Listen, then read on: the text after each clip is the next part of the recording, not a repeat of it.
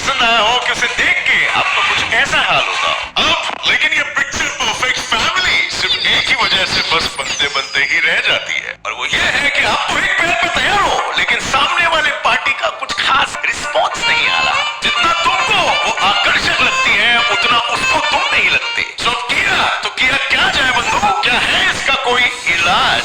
Well, कैसे रहेगा अगर आप इस प्यार के पीछे का एक्चुअल साइंस जान पाए तो? क्या चीजें लड़कियों को पसंद होती है और क्या चीजें लड़कों को पसंद होता है? कैसे रहेगा अगर आप खुद से कॉन्शियसली इन चीजों को समझ भी पाए और इन चीजों को चेंज और इन रिटर्न अपने क्रश के लिए 10 टाइम्स मोर अट्रैक्टिव बन जाए? वेल, ये प्यार इश्क मोहब्बत का चक्कर एक बहुत ही कठिन सा चक्रव्यूह है, लेकिन worry not be Romeo friends, आज हम इसी कॉम्प्लेक्स पहेली को सुलझाने की पूरी कोशिश करेंगे। और बेसिकली आपका साइंस टीचर गौरव आज लव गुरु बन के आपको लड़की पटाने के टिप्स और टेक्निक्स बताएगा, और लड़कियों को लड़के।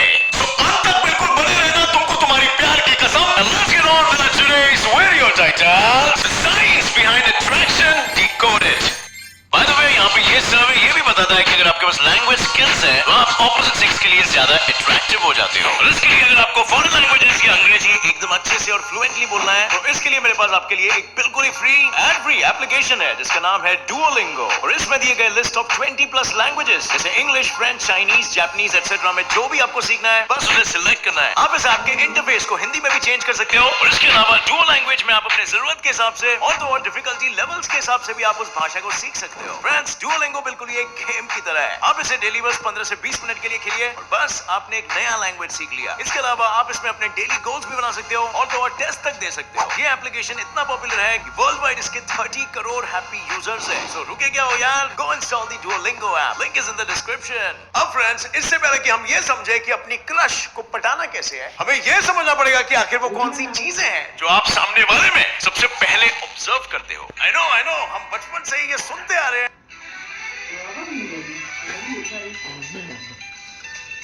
और बॉलीवुड ने तो इस पे हमारा विश्वास और जटिल बना दिया है कि प्यार तो दिल से होता है। जब तुम्हें कोई पसंद आती है तो तुम्हारा दिल उस पर आ जाता है, लेकिन क्या वाकई में हमारा दिल जिसे खून पंप करने से फुर्सत नहीं है, क्या वो ये प्यार व्यार के जुमले में पड़ेगा? किसी को देखते ही या किसी से बात करते ही जो तुम्हारे दिल में सितार बजने लगते हैं वो एक्चुअली में तुम्हारे दिमाग में चल रही एक्टिविटी होती है। इनफैक्ट सिर्फ दिमाग ही क्या बल्कि हमारे पूरे शरीर में। क्या तुम्हें पता है कि कैसे तुम्हारी पूरी बॉडी लिटरली एकदम डेस्परेटली ट्राई कर रही है कि वो वाकई में तुम्हारे लिए एक सही इंसान ढूंढ पाए जो तुम्हारे लिए एकदम परफेक्ट हो in terms of survival and reproduction. और ये मैच मेकिंग की प्रोसेस सबसे पहले ऑफ कोर्स आपके आंखों से स्टार्ट होती है। हमारी आंखें सबसे पहले ये डिसाइड करती है कि हमें कौन अट्रैक्टिव लगता है और कौन नहीं। अब ऑब्वियसली इसमें सबकी एक राय नहीं होती, कहते हैं ना beauty is subjective, beauty lies in the I of the beholder. और ऊपर से ये विजुअल ब्यूटी स्टैंडर्ड्स कई सारे कंट्रीज, कल्चर्स और रीजन्स के हिसाब से भी इन्फ्लुएंस होते हैं। लेकिन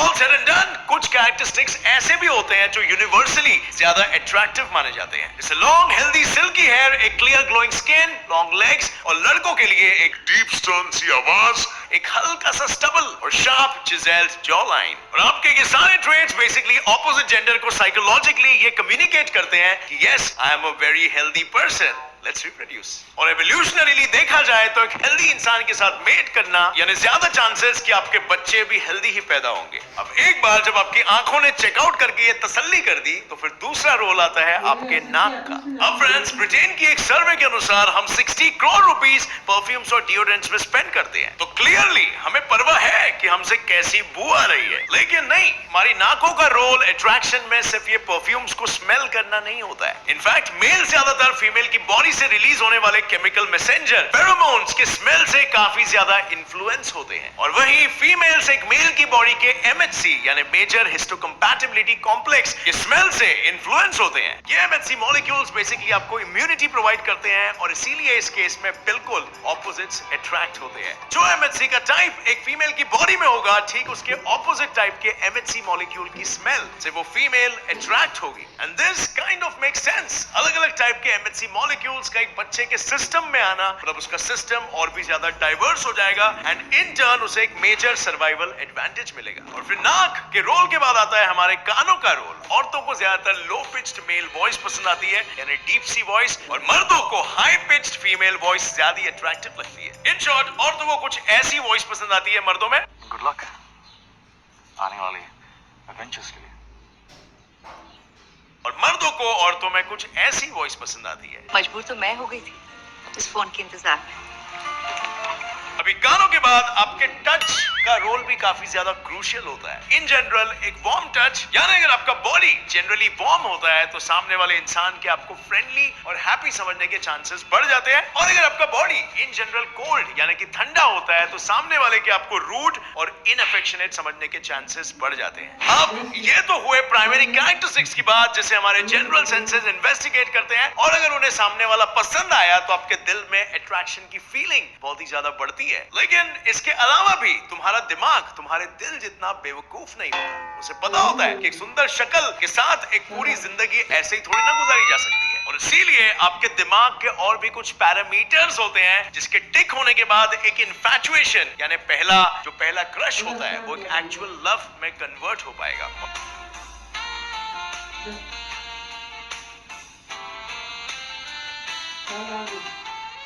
और अब इन चेकलिस्ट को एक्सप्लेन करने के लिए कई सारे थियरीज हैं, लेकिन एक सबसे कॉमन और मोस्ट यूज्ड थियरी है द पिरामिड ऑफ अट्रैक्शन। इस पिरामिड के अनुसार 4 चीजें हैं जो हमारा ब्रेन एक पॉसिबल मेट में एक्सपेक्ट करता है। सबसे पहले बेस पे आता है हेल्थ और स्टेटस, और हेल्थ में आ गए वो सारे फिजिकल एट्रीब्यूट्स जैसे अपीयरेंस, स्मेल वगैरह जो हमने ऑलरेडी डिस्कस किया है। इसके अलावा एक और एक चीज है जो हेल्थ में बहुत ही ज्यादा इंपॉर्टेंट होती है, और वो होता है वो चीज जो आप अभी बढ़ा रहे हो इस वक्त, इंटेलिजेंस। ऑब्वियसली एक सुंदर सी शक्ल का मगर मंदबुद्धि इंसान किसे चाहिए? तुम्हें चाहिए, मुझे तो नहीं चाहिए। और इनफैक्ट ये तो इतना इंपॉर्टेंट है कि एक अलग ही कैटेगरी के लोग हैं जो सिर्फ इसी से सबसे ज्यादा अट्रैक्ट होते हैं, जिसे हम सैपियोसेक्सुअल भी कहते हैं। सो अब चलो, इंसान के लुक्स अच्छे हैं, वो हेल्दी है, और भगवान की दया से या गेट्स एंड फ्लाई साइंस देखने से वो इंटेलिजेंट भी है, तो क्या जिंदगी कट गई? अरे भाई, कमाएगा क्या, खिलाएगा क्या अपनी लुगाई को? ये सब कुछ भी तो देखना पड़ता है ना यार। और इसीलिए पिरामिड के बेस में हेल्थ के बाजू में रखा गया है स्टेटस। हमें अक्सर लोगों का कॉन्फिडेंस पसंद आता है, वो किस वे में अपने आप को कैरी करते हैं, उनके बिलीव्स क्या है, उनके स्किल्स क्या है, वगैरह वगैरह। ये सब आ गए इंटरनल स्टेटस में। और इसके अलावा एक्सटर्नल स्टेटस है जिसमें चीजें जैसे उनका जॉब प्रोफाइल, उनकी अर्निंग्स, कितना मोटा पगार है, उनके पास क्या क्या पोजेशंस है जैसे गाड़ी, बंगला, मकान वगैरह वगैरह, अट्रैक्शन को काफी हद तक इन्फ्लुएंस करता है। क्योंकि एक अच्छे स्टेटस वाला इंसान यानी बहुत ही स्टेबल, सिक्योर्ड और कॉन्फिडेंट इंसान, और एवोल्यूशनरीली स्टेबिलिटी और सिक्योरिटी तो हमारा यही जंगली नोमैडिक ब्रेन हमेशा से क्रेव करता आ रहा है, राइट? ये दोनों चीजें हमारा दिमाग एक तरह से किसी को मिलने के कुछ ही मिनटों में प्रोसेस कर लेता है, और ये सब सबकॉन्शियसली होता है, यानी आपके दिमाग को इस बात की इतनी अवेयरनेस नहीं होती है। और अब अगर एक बार ये सारे चेकलिस्ट पूरे हो गए तो इसके बाद आप क्या करोगे? वेल, हम यहाँ पे बात कर रहे हैं एक इंसान के साथ पूरी जिंदगी जीना। शुभ काम करने से पहले कुछ मीठा खा लेना चाहिए, काम अच्छा होता है। वैसे क्या शुभ काम करने जा रहे हो? मैं सोच रहा था कि आपको घर छोड़ दूं। तो क्या उसका बिहेवियर और इमोशनल इंटेलिजेंस भी मैटर करेगा? हम ह्यूमन बीइंग्स इमोशनल बीइंग्स हैं जो आपस में इमोशंस के थ्रू ही कनेक्ट करते हैं, और इसीलिए पिरामिड का ये लेयर भी एक्सट्रीमली इंपॉर्टेंट है। और यही वजह है कि कुछ लोग तुम्हें फर्स्ट ग्लैंस में फिजिकली अट्रैक्टिव नहीं लगते, लेकिन एक बार तुम उन्हें अच्छे से जान लो, उनका बिहेवियर और उनके इमोशन समझ लो, तो आपको उनके लिए अट्रैक्शन बढ़ने लगता है। और अब फ्रेंड्स, इमोशनल के बाद हम आते हैं अपनी सबसे ऊपरी मंजिल पर, यानी टॉप मोस्ट लेयर जो है logic. Now we all like to believe कि हम एक रोमांटिक पार्टनर लॉजिकली ही सोच के चूज करते हैं। We are logical beings, of course हम दिमाग से काम करते हैं, राइट? हमें लगता है कि हमारा पूरा कंट्रोल हमारे दिमाग पे है कि हम किसे चूज करें, किससे अट्रैक्ट हो और किसे सिलेक्ट करें। लेकिन क्या ये वाकई में सच है? चलो जानते हैं भाई लोग। क्या तुम्हारे साथ ऐसा कभी हुआ है कि तुम एक नए रिलेशनशिप में आए हो और ये इनिशियल डेज ऑफ रिलेशनशिप में तुम्हें दिन रात बस पार्टनर की ही याद सताती है? ना साला ठीक से सोने का मन करता है, ना साला कुछ खाने पीने का, बस पूरे दिन उसी से ही मिलने का। और क्या होता है जब तुम उस बंदी से मिलते हो? तुम एंग्शियस यानी कि क्या बोले उसको, उत्तेजित फील करते हो, तुम्हारी धड़कनें तेज हो जाती है, तुम्हारे पसीने छूटने लगते हैं, तुम हकलाने लगते हो, और बेसिकली तुम अपना बेस्ट वर्जन उनके सामने प्रेजेंट करके उनको इम्प्रेस करने की पूरी कोशिश करते हो।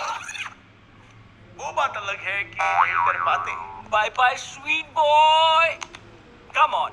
I'm sorry. We are going to have an but everything has a reason, और इसके पीछे का रीजन है तुम्हारे दिमाग में चल रहे केमिकल लोचे। वेल, रिलेशनशिप के स्टार्ट के सुहाने दिन, जिन्हें the honeymoon period of relationship भी कहा जाता है, इसमें तुम्हारे दिमाग में कॉर्टिसोल, जो कि एक स्ट्रेस हार्मोन है, उसकी मात्रा बढ़ने लगती है। ऑक्सीटोसिन, जिसे लव हार्मोन या कटल हार्मोन कहा जाता है, उसकी मात्रा भी बढ़ने लगती है, और इसकी वजह से सामने वाले के लिए तुम्हें वो सेक्सुअल ड्राइव वाली फीलिंग होने लगती है। और इसके अलावा दोनों जेंडर्स में सेरोटोनिन नाम के एक न्यूरोट्रांसमीटर की मात्रा ड्रॉप होने लगती है, और ये सेरोटोनिन ड्रॉप कुछ ओसीडी यानी ऑब्सेसिव कंपल्सिव डिसऑर्डर वाले लोगों में भी देखा गया है, और नए नए कपल्स में भी ये देखा जाता है, जो बेसिकली दोनों को एक दूसरे के प्रति अंधा और ऑब्सेस्ड बनाता है प्यार में। और ये पूरा का पूरा केमिकल लोचा तुम्हारे दिमाग को एक तरीके से हाईजैक कर लेता है, तुम नॉर्मल फंक्शन नहीं कर पाते हो। तुम एक तरह से अपने सेंसेस और प्रिमिटिव अर्जेस के गुलाम बन जाते हो, और ये चीज, ये इरेशनल थिंकिंग उस इंसान के खामियों और बुराइयों को तुम्हें नजरअंदाज करने पे मजबूर कर देती है। तुम्हें सिर्फ और सिर्फ उसकी अच्छाइयां ही दिखेगी, अरे कितना अच्छा आदमी है, ये कितनी अच्छी औरत है। तुम बहुत अच्छे हो, आई लाइक यू। तुम बहुत अच्छे हो, आई लाइक यू। क्योंकि तुम्हारा दिमाग उस फील गुड केमिकल का आदी हो चुका है, उसे वो divine feeling of being in love, reproduction mode on वाली फीलिंग बहुत पसंद आ रही है, और वो किसी भी हाल में उस चीज को एक ड्रग एडिक्शन की तरह छोड़ना नहीं चाहता है। सो इस तरीके से आपके बॉडी में अट्रैक्शन काम करता है, और ये है the mechanism of human attraction. आपको लगता है कि आपका अट्रैक्शन पर पूरा कंट्रोल है, बट बेसिकली इतना कंट्रोल नहीं होता है। लेकिन हाँ, ये हमें ये चीज सोचने पर मजबूर कर देता है कि इनिशियल स्टेज ऑफ रिलेशनशिप को एकदम सीरियसली नहीं लेना चाहिए, और उसके बेसिस पे लाइफ प्लानिंग नहीं करनी चाहिए, बल्कि हमें कंपैटिबिलिटी भी, जो लॉन्ग टर्म में काम में आता है, उसके बारे में भी सोचना चाहिए। So with that said friends, अब आपको पता है कि कौन सी चीज आपको अट्रैक्टिव बनाएगी, और आपको पता है कि आपका पार्टनर आप में क्या देख रहा है। और अगर ये वीडियो से आपको कुछ नया सीखने मिला, तो एक लाइक जरूर ठोकना। मेरे channel kids and plus science को भी सब्सक्राइब कर लो, ताकि आप लोगों से एक कदम आगे रहो लाइफ में। मिलेंगे बहुत जल्द इन another exciting science filled, fact filled, informative video. Till then, as always, stay curious, keep learning and keep growing. Jai Hind.